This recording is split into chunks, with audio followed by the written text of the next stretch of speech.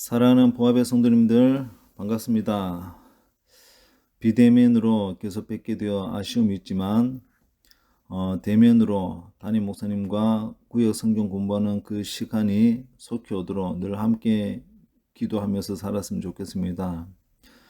따뜻한 봄날 낮에는 춘곤증이 찾아올 수 있는데 우리의 영적 춘곤증이 찾아오지 않도록 각자 있는 곳에서 더욱더 영적으로 깨어있는 삶으로 승리하기를 축복합니다. 자, 지금부터 온라인 구역 성경 공부를 시작하도록 하겠습니다. 다 같이 사도신경으로 신앙을 고백합니다. 전능하사 천지를 만드신 하나님 아버지를 내가 믿사오며 그 외아들 우리 주 예수 그리스도를 믿사오니 이는 성령으로 잉태하사 동정녀 마리아에게 나시고 본디오 빌라도에게 고난을 받으사 십자가에 못 박혀 죽으시고 장사한 지 사흘 만에 죽은 자 가운데서 다시 살아나시며 하늘에 오르사 전능하신 하나님 우편에 앉아 계시다가 저리로서 산자와 죽은 자를 심판하러 오시리라. 성령을 믿사오며 거룩한 공예와 성도가 서로 교통하는 것과 죄를 사하여 주시는 것과 몸이 다시 사는 것과 영원히 사는 것을 믿사옵나이다. 아멘. 다 같이 찬송가 373장 함께 부르도록 하겠습니다.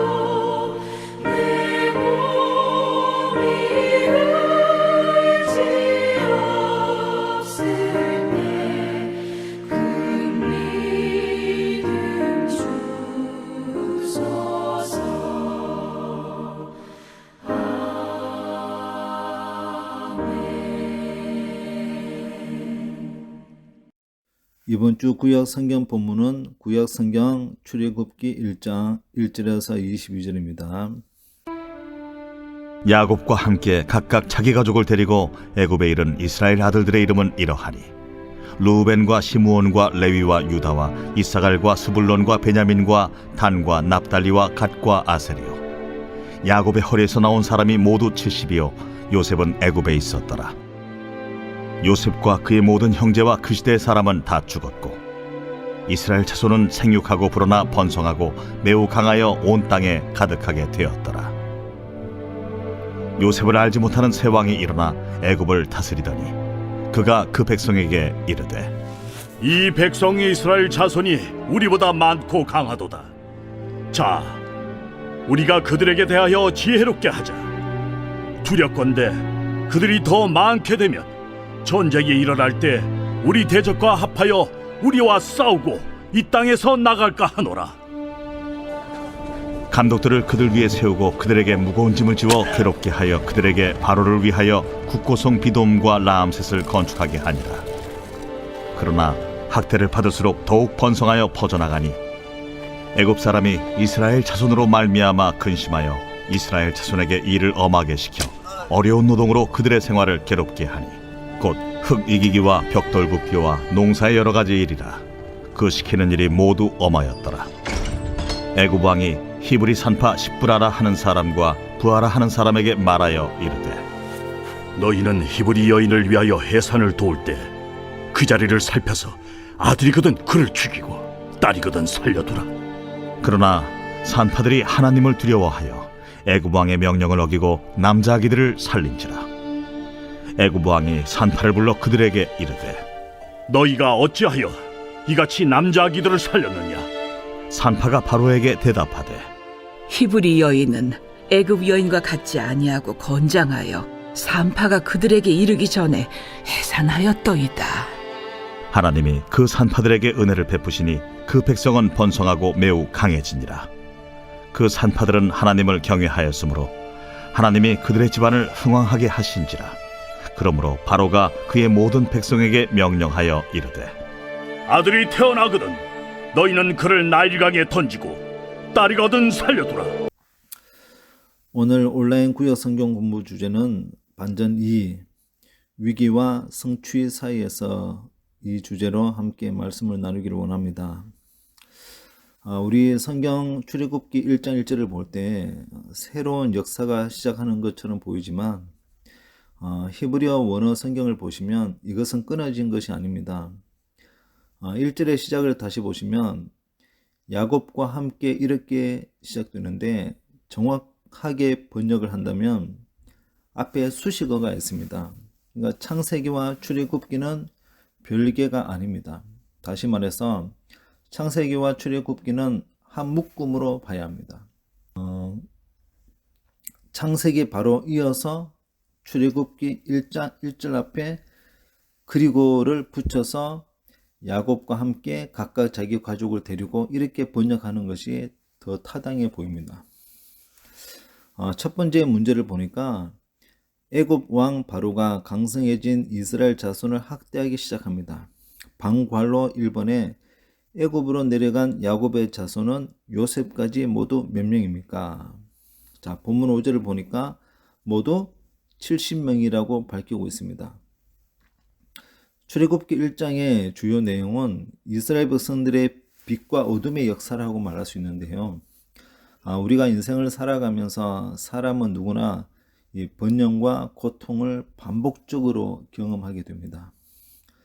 어떤 사람은 고통을 좀 더 많이 경험하기도 하고 또 어떤 사람은 고통보다는 더 많은 이 번영의 때를 누리는 사람들도 있습니다. 우리가 여기 번영과 고통의 사건들을 허락하신 하나님의 이 주권적인 손길이 있음을 늘 기억해야 합니다. 창세기 후반부에 보면 이 요셉의 때에 가나안 지방을 비롯하여 이 중동 지방 전체가 심히 흉년이 발생하게 되었습니다. 그러자 요셉이 총리로 있던 애굽으로 야곱의 모든 식구들이 이민을 가게 되어집니다. 애굽으로 이민을 갔던 야곱의 가족들이 총 70여 명이었다는 것입니다. 그런데 이 70여 명이 번성하여 마침내 애굽 사람들보다 인구가 더 많아지게 되었습니다. 방괄로 2번에 호위의 땅이 압제의 땅으로 바뀐 결정적인 계기는 무엇입니까? 자, 8절에 보니까 요셉을 알지 못하는 새 왕이 일어나 애굽을 다스리더니 자, 새 왕이 출현하면서 이스라엘에 위기가 찾아오게 되었습니다. 여기 새 왕은 신왕국 시대라고 말할 수 있습니다. 그러니까 주님이 이 땅에 오시기 전 주전 1546년부터 1085년경 시대라고 말합니다. 야곱이 애굽으로 내려간 때는 주전 1876년경이니까 중왕국 시대라고 할 수 있습니다. 다시 말하면 제12왕조 세누슬레트 3세는 주전 1888년부터 50년경의 애굽 바로왕이라는 인물입니다. 그리고 애굽으로 내려간 그때부터 모세가 출생한 때는 신왕국 시대의 18왕조 중에 투트모세 1세라고 하는 주전 1539년부터 1514년경에 통치한 것으로 보입니다. 여러분, 요셉을 알지 못하는 이 말에는 많은 의미가 담겨져 있음을 발견할 수가 있는데요. 무슨 말인가 하면 요셉을 알지 못하는 이것을 요셉을 안다는 것으로 바꿔서 말하면 무엇입니까? 요셉을 안다. 그러니까 요셉을 통해서 애굽 사람들이 7년 풍년이 왔을 때 애굽의 곡식 창고에 가득 채웠습니다. 그리고 7년 흉년이 왔을 때 먹을 거 없을 때 요셉은 애굽 사람들을 위하여 경제적인 문제를 해결해 주었습니다. 이런 일은 엄청난 큰 공입니다. 그래서 요셉을 아는 애굽 사람들은 요셉에게 고마움을 느꼈고 또 요셉과 관련된 사람들도 환대를 받던 시대였습니다. 그런데 요셉을 알지 못한다는 것은 요셉이 애굽을 위하여 했던 공헌조차도 기억 못하고 관심을 가지지 않는 시대가 되어버렸다는 말입니다. 그리고 이스라엘 백성들은 숫자가 번성하여 애굽 사람들에게는 부담과 또 두려움과 짜증으로 찾아오게 되었습니다. 환대받던 백성들이 이제는 핍박을 받는 백성으로 바뀌어지게 되었습니다. 방관로 3번에 위협을 느낀 애굽 왕은 이스라엘 자손의 번성을 막기 위해 어떤 계략을 사용합니까? 본문 11절에 나오는 것처럼 가혹한 혹사도 모자라 노동의 강도를 더욱 높여 심하게 학대하는 것을 볼 수 있습니다. 그 학대가 바로 국고성 비돔과 람셋을 건축하게 하는 것입니다. 이스라엘 백성들은 번성하는 복도 있었지만 압제의 고난도 있었습니다. 창세기 15장 13절을 보시면 여호와께서 아브라함에게 이르시되 너는 반드시 알라 네 자손이 이방에서 객이 되어 그들을 섬기겠고 그들은 400년 동안 네 자손을 괴롭히리니 이렇게 기록합니다. 400년 동안 이스라엘 백성들이 애굽에 가서 전체적으로 430년 정도 됩니다. 그러니까 요셉이 살아있을 동안에는 이방 나라 사람들은 애굽으로 와서 거주하는 것이 눈치를 볼 수밖에 없었을 거예요. 그런데 애굽의 신왕국 시대에는 왕의 통치가 이스라엘을 핍박하는 강도가 굉장히 심했습니다. 약 90년 정도 극심한 핍박의 세월이었던 것으로 보입니다. 우리나라는 일제 치하가 36년인데 이 세월도 결코 짧은 시간이 아니었기 때문에 당시 그리스도인들에게 있어서 핍박은 극심하였습니다. 지난달에 3일절을 보냈는데 일제강점기 때 독립운동가 대표 33인이 있었습니다. 그 33인 대표 중에 20명이 기독교인이었다는 것은 역사적인 사실입니다. 6.25 동란 때 기독교인들도 같은 고통 가운데 있었지만 더 힘들고 아픈 사람들을 섬기고 그들을 도왔습니다. 전쟁이 끝나고 경제 개발이 이루어질 때 정직하고 최선을 다하는 그리스도인들이 있었기에 안 믿는 부모들이 나는 안 믿어도 자녀들은 교회로 보내는 일들이 있었습니다. 그런데 지금은 어떻게 되었습니까? 20세기 후반부에는 그래도 교회 이미지가 아주 나쁘지는 않았거든요. 지금은 따뜻한 눈길에서 아주 차갑고 정죄의 눈길로 바뀌어져 버렸습니다. 그 중에 많은 이유가 바로 우리의 부족함 때문이잖아요. 지금은 주님의 따뜻한 사랑보다 세상의 부귀영화 누리는 것을 더 선호하고 우리의 피부에 와닿을 정도로 기독교의 이미지가 추락하고 있습니다. 지금 이 시대는 하나님의 나라, 천국보다 현실의 삶이 더 중요하게 느끼는 시대를 우리가 살아가고 있잖아요. 세상 사람들이 뭐라고 말합니까? 너나 잘하세요. 그런 말이 보편화되어져 버렸습니다. 너나 잘 믿으세요. 그러니까 내 인생 내가 알아서 할 테니까 신경을 끄라고 하면서 전도하기도 어려운 시대가 되어버렸습니다. 더 마음이 아픈 것은 교회 안에서도 서로 손가락질을 하고 있습니다. 더군다나 이 코로나가 찾아왔을 때 예배의 제한을 받으면서 고통의 삶을 살고 있습니다. 대면과 비대면 병행하면서 예배를 드린다는 것은 어느 누구도 상상을 못했거든요. 처음에는 온라인 예배가 어색하고 이렇게 해도 되는가라는 질문을 많이 던졌는데 지금은 너무나도 자연스럽고 당연하게 받아들이는 시대가 되어버렸습니다. 오늘 우리는 이 물리적인 핍박을 받지 않는다 할지라도 정신적인 핍박은 끊임없이 공격해 오기에 우리는 하나님의 뜻을 물으면서 예배와 기도의 자리를 떠나지 않고 붙들어야 합니다. 이것만이 우리가 살 수 있는 길입니다. 아무리 많은 것이 바뀌어진다 해도 하나님의 약속과 역사는 바뀌어지지 않습니다. 그 증거가 본문 12절에 그러나 학대를 받을수록 더욱 번성하여 퍼져나가니 애굽 사람이 이스라엘 자손으로 말미암아 근심하였다라고 말합니다. 이것은 바로 하나님의 약속이고 앞으로 출애굽이 이루어질 하나님의 역사를 보여주고 있는 것입니다. 노예로 있을 때는 아무것도 바라볼 수 있는 것이 없습니다. 아무것도 생각할 수도 없습니다. 하나님의 약속이 안개와 같이 사라진 것처럼 느껴질 수 있습니다. 그러나 어떠한 어려움과 핍박의 상황일지라도 하나님의 약속과 하나님의 역사는 계속 이루어질 것입니다. 이 어두운 시대를 바라보면서 하나님의 약속이 사라졌다고 생각하시면 안 됩니다. 세상은 변해도 하나님의 약속은 1.1획도 사라지지 않고 반드시 이루어지게 될 것을 확신하며 살아갈 수 있기를 축복합니다. 두 번째는 이 히브리 산파들을 이용한 바로의 유아 살해 계략도 실패합니다.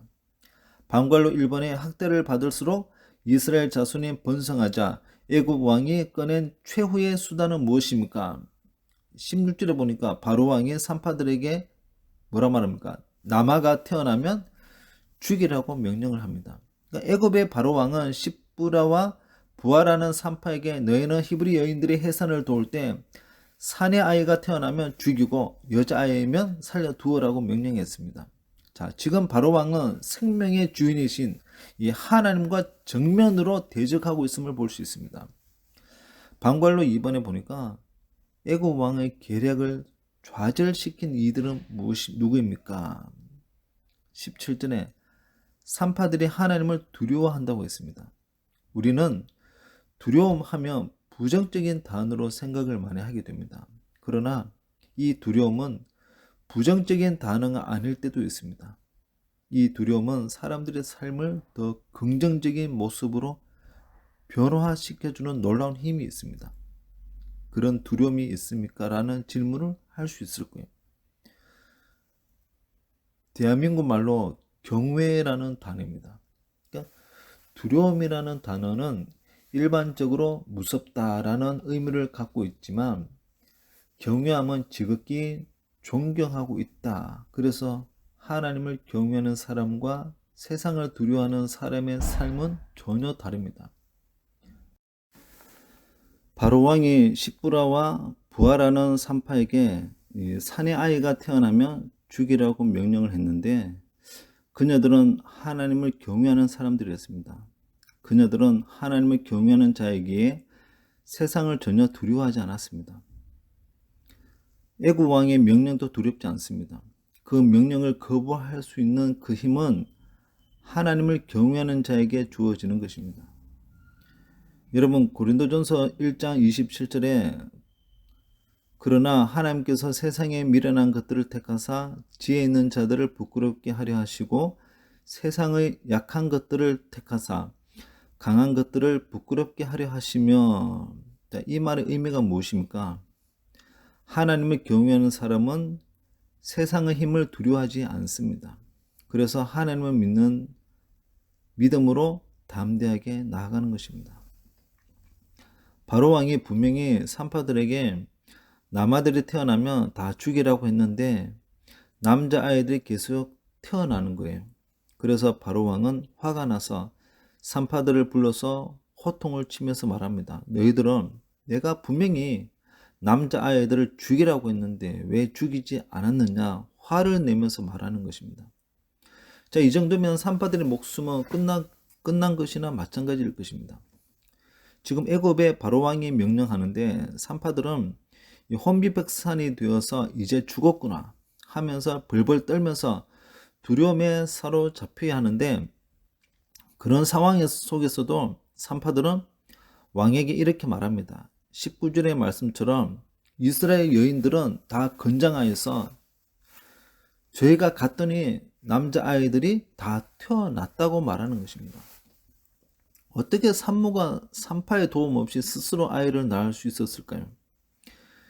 임산부들이 운동을 많이 할수록 아이를 순산한다고 하잖아요. 그러니까 이스라엘 여인들이 고된 노동을 많이 한 까닭에 산파의 도움 없이 아이를 낳았던 것입니다. 이 역시 하나님께서 하신 일이었습니다.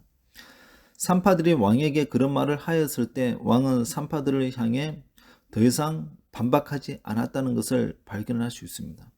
그러니까 성경에는 바로 왕이 산파들을 이를 어떻게 했다는 이야기가 나오지 않습니다. 왕이 정말 두려웠으면 생각나지도 않았을 텐데 산파들은 하나님을 경외하는 자들이기에 하나님께서 그 여인들에게 하나님의 지혜를 허락해 주셨다고 믿습니다.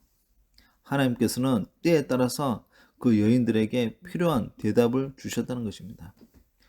우리가 잘 알고 있는 잠언 9장 10절에 보면 여호와를 경외하는 것이 지혜의 근본이요 거룩하신 자를 아는 것이 명철이니라.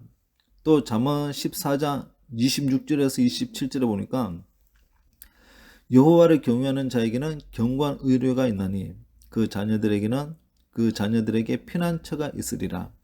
여호와를 경외하는 것은 생명의 셈이니 사망의 그물에서 벗어나게 하느니라.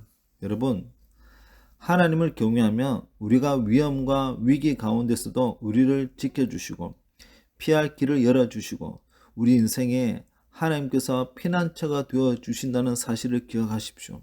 우리가 세상을 향해 두려워하고 떨고 있으면 지혜가 사라지고 무슨 말을 어떻게 해야 할지 마치 백지장처럼 아무 생각이 나지 않을 것입니다. 그런데 하나님을 경외하는 사람에게는 때에 따라 적절한 지혜의 말씀을 허락해 주신다는 것입니다. 하나님을 경외하는 자들에게는 코로나 상황 속에서도 믿음으로 극복할 수 있는 하나님의 지혜를 허락해 주셔서 오히려 이길 수 있는 능력을 공급해 주실 것입니다. 두려워하지 마십시오. 낙심하지 마십시오. 하나님께서 우리를 이기도록 역사해 주실 줄 믿습니다. 그러므로 예수님을 믿는 일로 핍박을 받고 있다면 감사하는 마음을 가졌으면 좋겠습니다. 핍박받는 만큼 우리의 믿음이 성장과 성숙하고 있다는 증거가 될 것입니다. 이런저런 억울함의 핍박을 받을수록 이길 수 있는 영적 내성이 우리 안에서 생기게 된다는 사실을 기억하면서 일평생 하나님을 경외할 때 하나님의 지혜로 승리하도록 역사해 주실 줄 믿습니다. 할렐루야. 아멘. 이 시간 우리 함께 중보 기도하도록 하겠습니다. 하나, 가장 큰 절망인 죽음의 권세를 이기신 예수님의 부활의 능력이 우리의 삶에 넘쳐서 모든 불안과 두려움, 염려를 이기고 감사의 삶을 살아가게 하옵소서. 둘, 영적 지도자의 역할을 감당하시는 담임 목사님께 성령 충만함과 말씀의 기름 부음으로 탁월한 영적 리더십을 허락하셔서 모든 사역마다 풍성한 열매를 맺게 하옵소서. 셋, 코로나가 장기화되면서 구역 예배와 교제의 나눔이 어려움 가운데 있지만 하나님께서 모든 구역의 사정과 형편을 살펴주시고 늘 동행해 주심으로 온전한 믿음과 영육이 강건해지는 은혜가 있게 하옵소서. 넷, 부합의 식구들이 무엇보다도 기도의 자리를 늘 사모하게 하시고 가족 모두가 주님 안에서 삶의 의미와 목적을 발견하여 하나님의 돕는 손길을 날마다 경험하게 하옵소서. 다섯, 믿음의 성도들이 하나님의 시선으로 이 나라와 민족을 바라보게 하시고 대통령을 비롯하여 위정자에게 성경적인 가치관으로 정책을 펼쳐 나아갈 수 있는 지혜와 명철을 허락해 주옵소서. 6. 육신과 마음의 질병으로 고통받고 있는 환우들이 오직 하나님을 끝까지 바라보며 소망을 품게 하시고 건강한 모습으로 함께 예배할 수 있도록 인도해 주옵소서. 다 같이 합심해서 중보 기도하도록 하겠습니다. 무엇과도 주님을 바꾸지 않으리. 다른 어떤 은혜 구하지 않으리.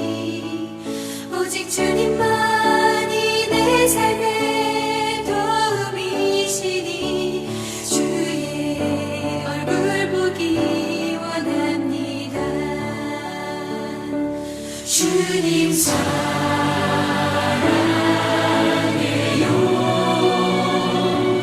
온 맘과 정성 다해 하나님의 신실한 친구 되기 원합니다.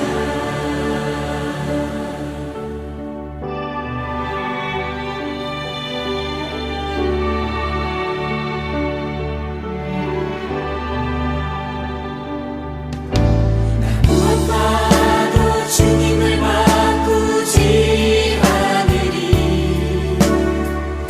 다른 어떤 은혜 구하지 않으리. 오직 주님만이 내 삶의 도움이시니 주의 얼굴 보기 원합니다. 주님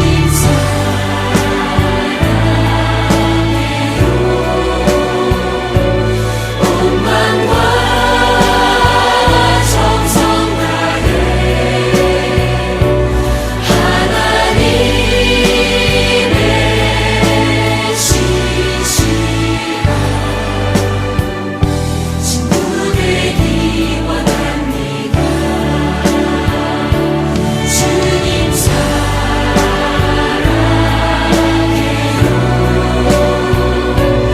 온 맘과 정성 다해 하나님의 신실한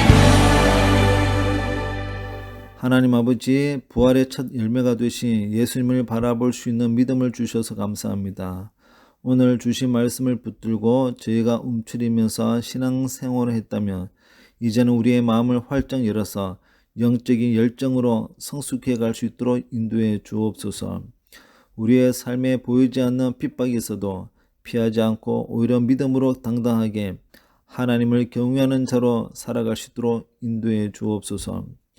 코로나 백신이 공급이 되어지고 있음에도 불구하고 매일 하루 몇백 명씩 확진자가 나오고 있는 상황입니다. 하루속히 안정되어 우리 국민들이 평화를 누리게 하시고 침체된 경제와 우리 그리스도인들에게는 무너진 현장 예배가 온전히 회복되도록 역사해 주옵소서. 코로나 때문에 힘들고 어려운 가정과 일터에 재정적으로 막히지 않도록 지혜와 능력을 허락해 주시고 주님과 만남을 통해 참 평안과 기쁨을 얻고 은혜의 공급을 계속 받으면서 살아가게 하옵소서. 이런 시국에 담임 목사님 주의 권능과 성령님의 임재로 말미암아 불의한 세상 속에서 생명 되시는 예수 그리스도를 힘있게 선포함으로 성도들의 신앙의 기초가 더 든든하게 세워갈 수 있도록 인도해 주옵소서. 육신과 마음의 고통으로 힘들어하는 환우들에게 주님 앞에서 살아계신 하나님을 주목하는 시간으로 삼게 하옵소서. 주님께서 우리의 기도를 응답해 주셨는 줄 믿고 예수님의 이름으로 기도드립니다. 아멘. 다같이 주기도문으로 제15과 구역 성경 공부를 마치도록 하겠습니다. 하늘에 계신 우리 아버지여, 이름이 거룩히 여김을 받으시오며 나라의 임하옵시며 뜻이 하늘에서 이룬 것 같이 땅에서도 이루어지이다. 오늘날 우리에게 일용할 양식을 주옵시고 우리가 우리에게 죄 지은 자를 사하여 준 것 같이 우리의 죄를 사하여 주옵시고 우리를 시험에 들게 하지 마옵시고 다만 악에서 구하옵소서. 대개 나라와 권세와 영광이 아버지께 영원히 사옵나이다. 아멘.